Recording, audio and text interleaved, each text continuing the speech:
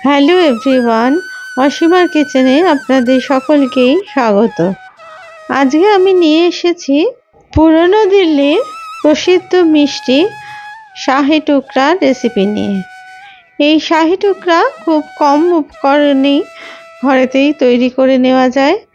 এই শাহি টুকরা বানানোর জন্য চাই আমাদের কাছে পাউরুটি। সেই পাউরুটির সাহায্যেই কিন্তু অতি সহজে এটা বানানো যায়। আমি প্রথমে পাউরুটির এখানে মোট 8টা টুকরো নিয়ে নিয়েছি, কারণ আমার যে পাত্র আমি নিয়েছি তৈরি করবার জন্য, তাতে করে আমার 8টা টুকরোই পাউরুটির দরকার। আপনারা বড় বা ছোট হলে সেই মাপের করেই কিন্তু পাউরুটিটা নেবেন। আমি এখানে চৌকোভাবে কেটে নিচ্ছি, ব্রেডের সাইডগুলো কেটে আপনারা এখানে ছোট টুকরো করেও কিন্তু কেটে নিতে পারেন, মাঝ বরাবর বা অন্য শেপ দিয়ে। এবারে একটা সুগার সিরাপ তৈরি করে নেওয়ার জন্য আমি নিয়েছি 1 কাপ চিনি আর 1 কাপ জল। এবার একটা স্প্যাচুলার সাহায্যে এই চিনিটাকে আমি ভালো করে জলের মধ্যে গুলিয়ে দিলাম। দেখুন, আস্তে আস্তে জলের মধ্যে কিন্তু চিনিটা গুলে যাচ্ছে। সুগার সিরাপ বা চিনি সিরাপ একতার বা দুতারে তৈরি করার দরকার নেই। এখানে একটু চিটচিটে ভাব হওয়া পর্যন্ত এই সিরাপটা তৈরি করতে হবে। এর মধ্যে দিয়ে দিলাম আমি 1/2 চামচ মতো এলাচের গুঁড়ো। ভালো করে সেটা মিশিয়ে নিলাম জলের মধ্যে। আর একটু কালারের জন্য আমি এখানে দিয়ে দিলাম 2 ড্রপ অরেঞ্জ ফুড কালার। আপনারা চাইলে এটা স্কিপও করতে পারেন, কিন্তু যেহেতু রং দিলে একটু ভালো লাগে দেখতে, আর এটা কিন্তু খাবার দোকানে বা যে কোনো জায়গায় এটা দেওয়া হয়ে থাকে, তাই আমি একটু ব্যবহার করেছি। আপনারা এখানে কেশরের রং দিয়েও তৈরি করে নিতে পারেন। দেখুন, সুগার সিরাপ কিন্তু আমার একদম তৈরি।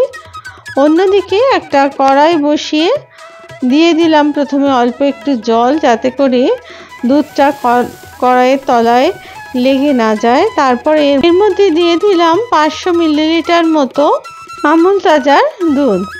এবার দুধটাকে খুব ভালো করে জাল দিতে থাকলাম। 5 থেকে 7 মিনিট পর্যন্ত এটা কিন্তু জাল দিয়ে নিতে হবে। অন্যদিকে 3 চামচ আমি এখানে মিল্ক পাউডার ব্যবহার করলাম, আর নিয়ে নিলাম 1 চামচ মতো কর্নফ্লাওয়ার। সেটাকে একটু ঈষদুষ্ণ দুধের মধ্যে ভালো করে এটা গুলে নিলাম, যাতে করে দুধের মধ্যে যেন কোনো ডেলা না থাকে, সেটা কিন্তু অবশ্যই খেয়াল রাখতে হবে। সেই পর্যন্ত এটা কিন্তু ভালো করে গুলে নিতে হবে। এই মিল্ক পাউডার আমি ব্যবহার করব দুধের মধ্যে, যেহেতু আমি ফুল ক্রিম মিল্ক নিইনি, তার জন্য। যদি আপনারা সেটা নিয়ে থাকেন তাহলে মিল্ক পাউডারের কিন্তু প্রয়োজন নেই। আর দিয়ে দিলাম আমি 2 চামচ মতো চিনির পাউডার, আর দিলাম এখানে একটু গন্ধ হওয়ার জন্য 2 ফোঁটা কেশরের জল, আর দিয়ে দিলাম 1/2 চামচ মতো এলাচের গুঁড়ো। সমস্ত উপকরণগুলো খুব ভালো করে মিশিয়ে নিয়ে এরপর এর মধ্যে দিয়ে দিলাম কয়েকটা কেশরের ধাগা। এই কেশরের ধাগা দিলে দুধে একটা সুন্দর গন্ধ বেরোয় আর রঙটাও সুন্দর হয়, তার জন্য এটা ব্যবহার করলাম। যেহেতু এটা শাহি টুকরা রেসিপি, সেহেতু কেশর কিন্তু অবশ্যই চেষ্টা করবেন ব্যবহার করতে। অবশ্য না থাকলে সেটা স্কিপও করতে পারেন। এরপর দিয়ে দিলাম এর মধ্যে আগে থেকে গুলে রাখা মিল্ক পাউডারের যে গোলাটা তৈরি করেছিলাম সেটা। তারপরে অনবরত ভালো করে নেড়ে এটাকে একটা রাবড়ির মতো তৈরি করে নিলাম। এই ঘনত্বটা যেন খুব বেশি ঘন না হয়, সেদিকে খেয়াল রাখতে হবে। আর যেহেতু এর মধ্যে কর্নফ্লাওয়ার ছিল, তার জন্য আমি এটাকে একটা হুইস্কের সাহায্যে ভালো করে মিশিয়ে নিলাম, যাতে করে এর মধ্যে কোনো ডেলা অংশ না থাকে। দেখুন, ঘনত্বটা কিন্তু ঠিক এই রকম হবে, বুঝতেই পারছেন। কারণ এর থেকে বেশি ঘন করলে কিন্তু এটা জমাট বেঁধে যাওয়ার সম্ভাবনা থাকবে। এই সময় কিন্তু গ্যাসটাকে অফ করে দিতে হবে। অন্যদিকে একটা ফ্রাইং প্যান বসিয়ে তার মধ্যে আমি দিয়ে দিলাম 150 মিলিলিটার মতো সাদা তেল, আর তার মধ্যে দিয়ে দিলাম 2 চামচ মতো ঘি। আপনারা এই ঘি দিয়েও কিন্তু পাউরুটির টুকরোগুলোকে ভেজে নিতে পারেন, তবে এখানে আমি পুরোটা তেল দিয়ে তার মধ্যে 2 চামচ ঘি দিয়েছি, যাতে করে তেলের মধ্যে ঘিয়ের গন্ধটা থেকে যায়। এই শাহি টুকরাতে পাউরুটিগুলো কিন্তু খুব যাতে ক্রিস্পি হয় তার জন্য একদম লাল করে ভাজতে হবে। আর যদি আপনারা তেলের বা ঘিয়ের ব্যবহার করতে না চান, সেক্ষেত্রে আপনারা পাউরুটি এমনিও কড়া করে সেঁকে নিতে পারেন, অথবা টোস্টারেও সেঁকেও করতে পারেন। এরপর এগুলোকে ভাজা হয়ে গেলে দুপিটি আমি তুলে নিলাম একটা প্লেটে। এইভাবে প্রত্যেক কটা পাউরুটি কিন্তু তেলের মধ্যে ভেজে নিতে হবে। পরের টুকরোগুলো ভাজার জন্য একটু তেল কম হয়ে গেছিলো বলে আমি আরও 100 মিলিলিটার মতো তেল যোগ করলাম, আর এর মধ্যে পাউরুটিগুলো এবার ভাজার জন্য দিয়ে দিলাম, আর ওপর থেকে দিয়ে দিলাম 1 চামচ মতো আরও ঘি, যাতে করে পাউরুটিগুলোর মধ্যে ঘিয়ের গন্ধ থাকে। এরপর উল্টে পাল্টে এগুলো কিন্তু একইভাবে ভেজে নিলাম।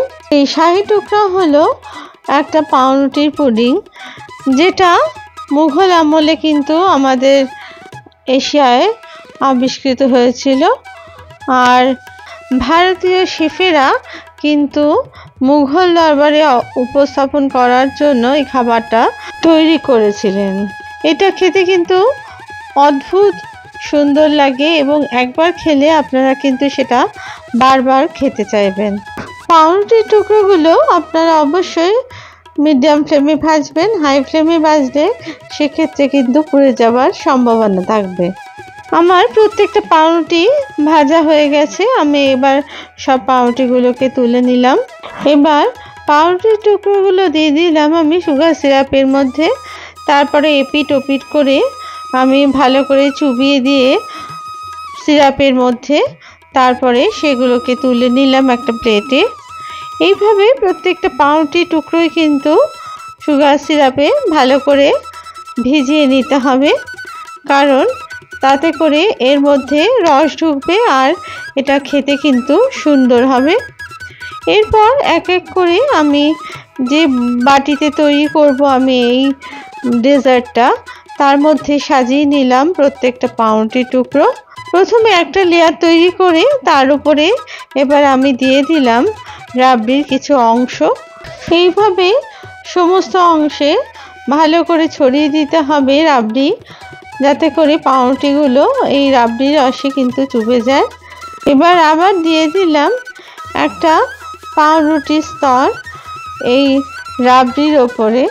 এরপরে কিছু কাজু বাদামের কুচি ছড়িয়ে দিলাম চারিদিক থেকে, যাতে করে এই পুডিংটা খেতে আরও সুন্দর হয়।